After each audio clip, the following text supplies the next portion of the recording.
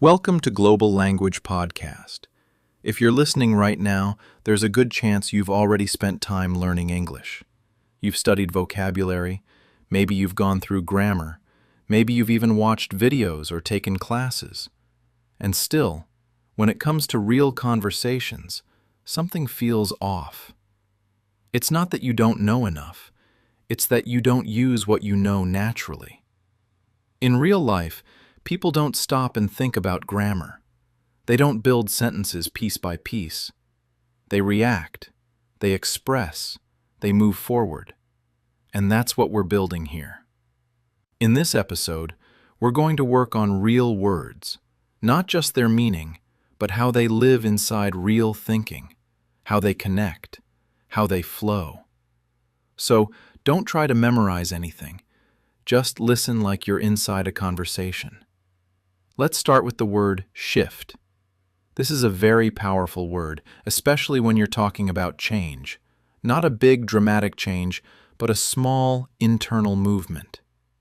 You might notice yourself saying something like, "Something shifted in the way I think," or "I'm starting to shift my focus."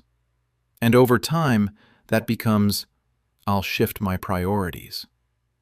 This word is not loud, it's subtle, but it shows awareness. Now take recognize. This is deeper than know. It's about noticing something consciously. Sometimes you look back and think, "I didn't recognize the problem at first," and later, "I'm starting to recognize patterns." And eventually, "I'll recognize it faster next time."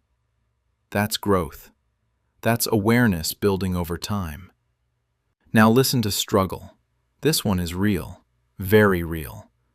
"I struggled to express myself," or "I'm still struggling with this."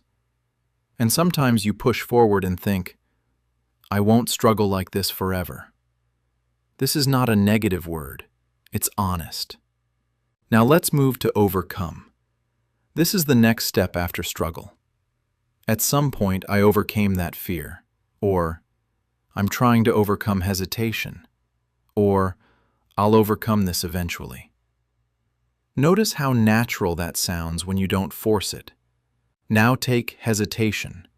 Not hesitate, but hesitation.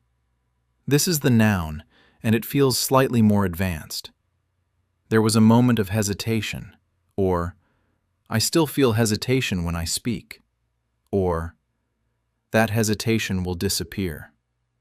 You're not just describing action, you're describing a state. Next word, approach. We used it before, but now we go deeper. You don't just approach a problem, you approach life in a certain way. "I changed the way I approached conversations," or "I'm approaching this differently now," or "I'll approach it with more confidence." This is mindset. Now listen to tendency. Very useful. "I have a tendency to overthink," or "I'm noticing this tendency," or "I'll try to change that tendency." This word shows patterns in behavior.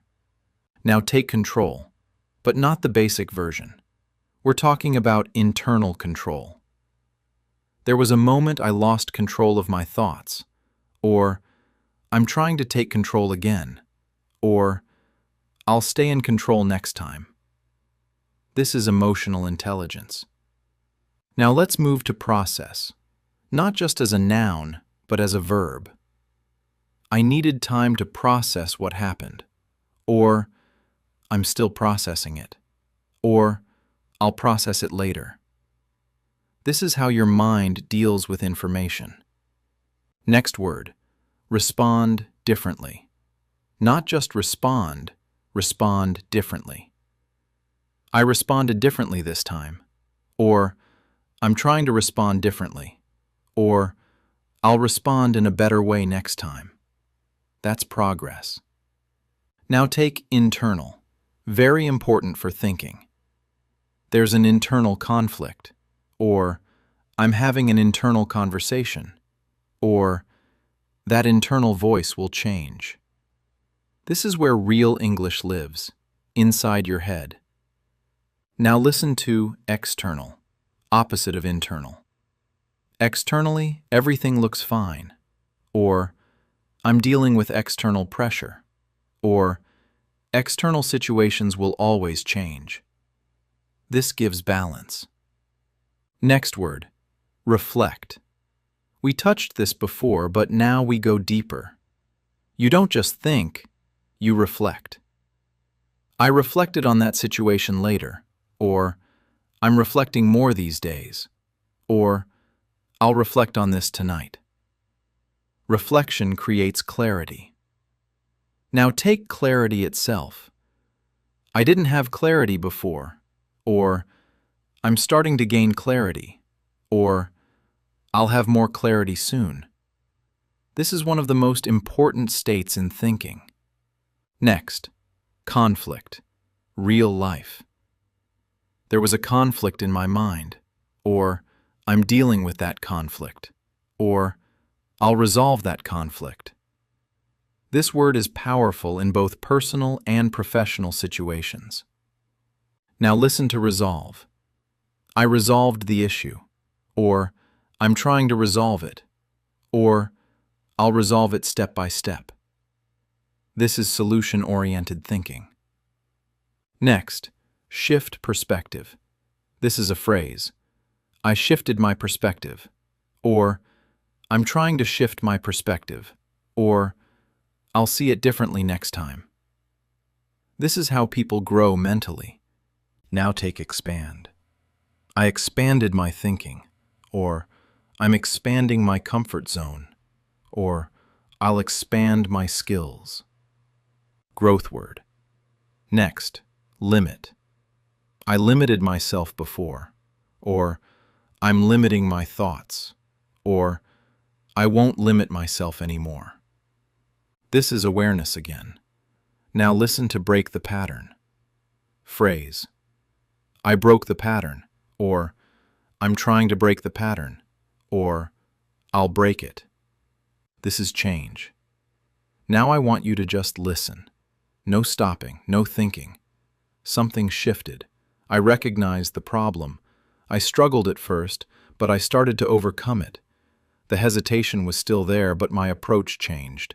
I noticed a tendency. I took control. I processed everything. I responded differently. I paid attention to my internal voice. I dealt with external pressure. I reflected. I gained clarity. I faced conflict. I resolved it. I shifted my perspective. I expanded my thinking. I stopped limiting myself and I broke the pattern. That's not vocabulary. That's transformation. And if you train your brain like this, you won't speak English like a learner. You'll speak like someone who thinks in it. Thanks for listening. This is Global Language Podcast.